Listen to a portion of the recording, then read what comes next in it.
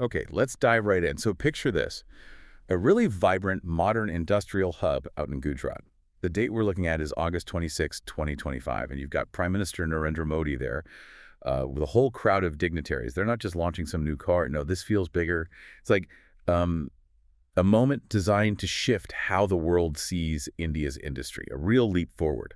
Yeah, what's immediately striking, I think, is that it wasn't just the car launch, right? It was launching the car and inaugurating this brand new lithium-ion battery manufacturing plant Mm. at the same time in Hansalpur, Gujarat. Exactly. Two major events rolled into one. Precisely. And that single event really signals India making this huge push, becoming potentially a global force in green mobility. It's like a clear flag in the ground for that make in India, make for the world idea, a new phase, really. Absolutely. So today, we're going to take a deep dive into how India, with Maruti Suzuki's e-Vitara leading the charge, isn't just joining the EV party. It looks like they're aiming to actually lead it on a global scale. We'll try to peel back the layers on the engineering behind it, the partnerships involved, which are crucial, and the economic effects, which honestly go way beyond just cars. Expect some pretty surprising stuff here. A whole new angle on global manufacturing, maybe. Okay, let's zoom in on Hansalpur, Gujarat, that specific day, August 26, 2025. You can almost imagine the buzz, right? The anticipation. Prime Minister Modi, the Gujarat Chief Minister Bhupendra Patel, Japan's Ambassador Keiichi Ono. They weren't just cutting a ribbon. It felt like they were turning a page for the whole country. And the star, obviously, the Maruti Suzuki e-Vitara, wasn't just for India. We're talking destined for over 100 countries. Yeah. Right off the bat, that's Ooh, that's huge. It is huge. And it's much more than just another vehicle coming off the line. It's a symbol, a very tangible one, of India's engineering capability and, frankly, its ambition. The e-Vitara is Maruti Suzuki's first proper step into the global battery electric vehicle, the BEV market. And what's really interesting, strategically, is where they're aiming first: advanced, tough markets like Japan and Europe. Right, not starting easy. Not at all, which says something, doesn't it? They're not just saying we can build EVs, they're putting the Made in India badge right into the most competitive arenas.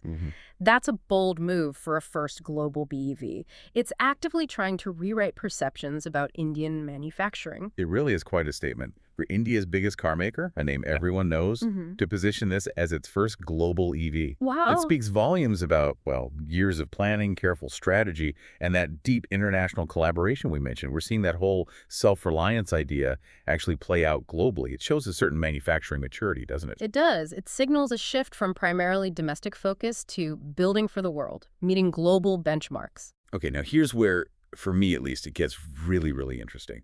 The strategic bit. For years, decades even, India's EV dream had this major weak spot, being heavily reliant on imported batteries. Think about the cost, the supply chain risks, the geopolitics. It was a huge hurdle. But that event in Hansalpur, August 26, 2025, that seems to have changed the game entirely. A genuine pivot point. Precisely. The launch of that TDS Lithium-Ion Battery plant, the joint venture between Toshiba, Denso, and Suzuki, it fundamentally changes the equation. This plant isn't just putting pieces together, it's producing hybrid battery electrodes locally. And that means apparently over 80% of the battery's value is now created right there in India. Wow, 80%. Yeah, that is a massive game changer. It cuts down supply risks, obviously, boosts the whole domestic clean energy scene, and it tackles that core dependency issue you just mentioned. It gives them control over a critical component. So it's not just assembly anymore. It's about owning a significant chunk of the core tech. Deep localization. The battery, yeah, the engine of the EV, making so much of it truly homegrown. That's immense. More control, more innovation potential locally, more stability. And connecting that to the bigger picture, strategically, this positions India as a serious contender in the global battery market. Local production brings costs down. That's absolutely vital for making EVs more affordable, both for Indians and for those export markets. Right. It's India becoming not just a user of technology, but a key player, an innovator, in arguably the most critical industry for the coming decades. Plus, it significantly boosts India's energy security, less reliance on others for something so vital. Okay, let's switch gears slightly. From the big strategy, the industrial policy, let's look at the actual product, the e-Vitara itself. It first showed up at the Bharat Mobility Global Expo back in January 2025, caused quite a stir then. So beyond being the first global BEV from Maruti Suzuki, what actually makes this car stand out? What's the hook for global buyers? Well, it's clearly designed for those premium markets we talked about. So it's got the features, the performance aspirations. It comes in two battery options, Mhm. a 49 kilowatt and a larger 61 kilowatt. And they're using LFP chemistry lithium iron phosphate. LFP, okay. Why is that significant? LFP is known for being generally safer, more stable thermally, and having a longer lifespan, more charge cycles. So better safety, longer lasting, even if maybe slightly less energy dense than some other types like NMC. It's a solid choice for reliability and mass adoption, especially across different climates. Makes sense. You get choices too, front-wheel drive or all-wheel drive. And crucially, that bigger battery version, it boasts a claimed range of over 500 kilometers. Over 500 kilometers. Yeah. Seriously, that's Yeah. that's really impressive for this kind of vehicle, especially from Maruti Suzuki, known more for affordability. That kind of range definitely helps with adoption, doesn't it? Tackles that anxiety. Absolutely.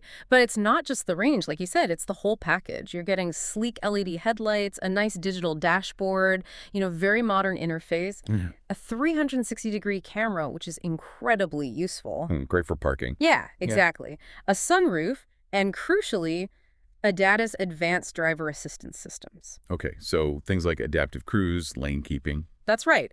Adaptive cruise control, lane assist, emergency braking, the kind of tech features buyers in Europe or Japan expect now. Often demand, actually. It puts the e-Vitara right up there with established global players. So Maruti Suzuki, known for dominating domestically, is really reshaping its image here, becoming Suzuki's global EV manufacturing base. That's a huge strategic pivot for them and for India's auto industry overall. So stepping back again, looking at the bigger journey, what does this all signify? I mean, 10 years ago, the thought of India exporting EVs to 100 countries, it would have seemed, well, pretty far-fetched, right? Indian auto exports back then were maybe 50,000 crore a year. Now, in 2025, they're talking 1.2 lakh crore. How did we get here? How did this transformation happen so relatively quickly? Well, it didn't happen overnight exactly. The roots go back. Foresight, innovation, Hmm. and significantly that Make in India initiative from 2014, that wasn't just talk. It was a concerted policy push to make India a global manufacturing destination, create the right environment. What we're seeing now with things like the e-Vitara are the results of that sustained, decade-long strategic focus. And that deep connection with Japan, that collaboration, feels like a really central part of this story, doesn't it? It seems to have really borne fruit. Oh, absolutely. This whole event, the launch, the battery plant, it's a powerful symbol of how that India-Japan partnership has deepened. The Maruti Suzuki Motor Corporation link is kind of the perfect case study, isn't it? Global expertise driving local innovation. It's symbiotic. And Suzuki is not just dipping a toe in. They announced that massive 70,000 crore investment over the next, 5-6 years. Yeah, huge number. Specifically for scaling up EV production and the related infrastructure in India.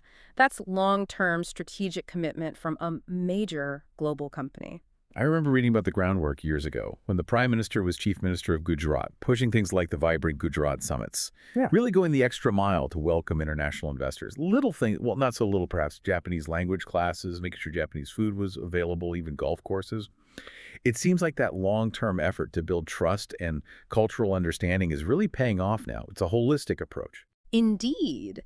And the Prime Minister himself pointed this out at the launch. He highlighted that Suzuki making EVs in India and then exporting them back to Japan.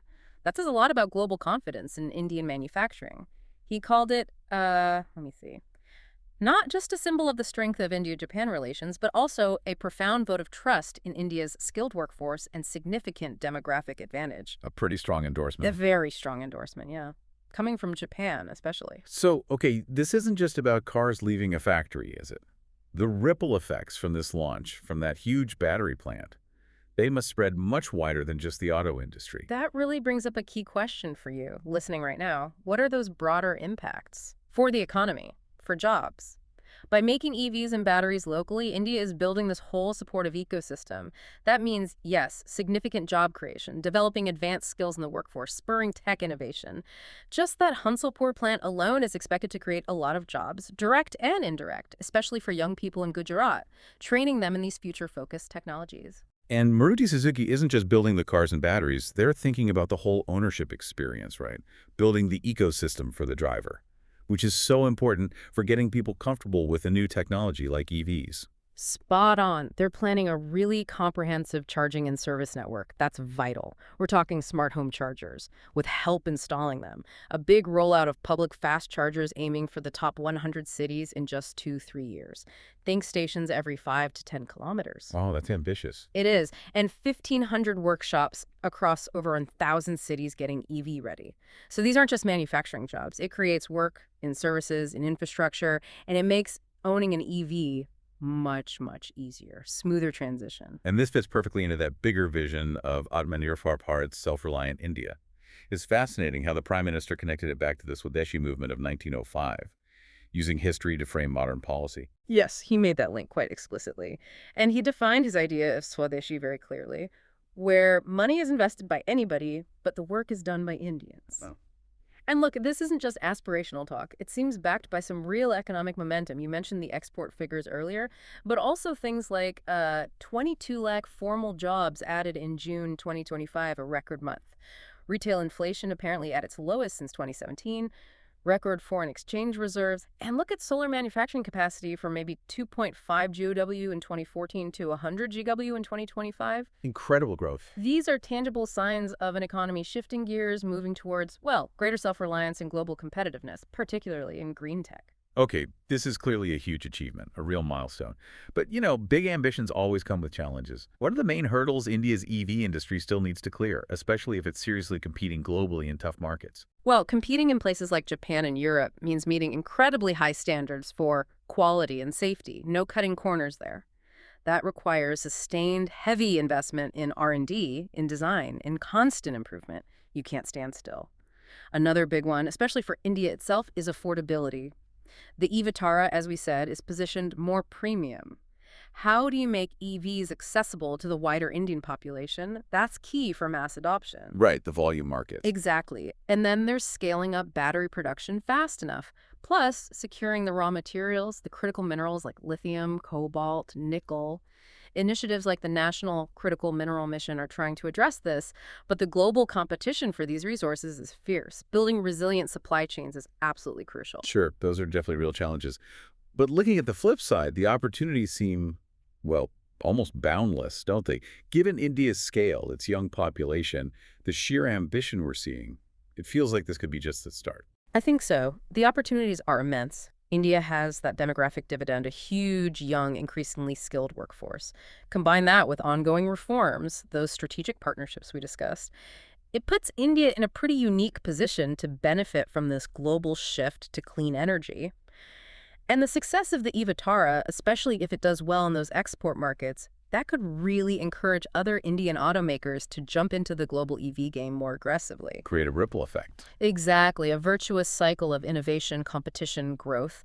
We're definitely at a global turning point for EVs, and India is making it very clear it plans to be a leader, not just a follower. So as you, our listener, think about this incredible pace of change we're seeing globally, what does all this really mean for you? Well, this moment, seeing the e-Vitara ship out from Hansalpur to potentially 100 countries, it's really more than just a car, isn't it? Or a factory. It's a potent symbol, something tangible, showing how a nation can redefine its place in the world, especially in a rapidly changing sector like mobility.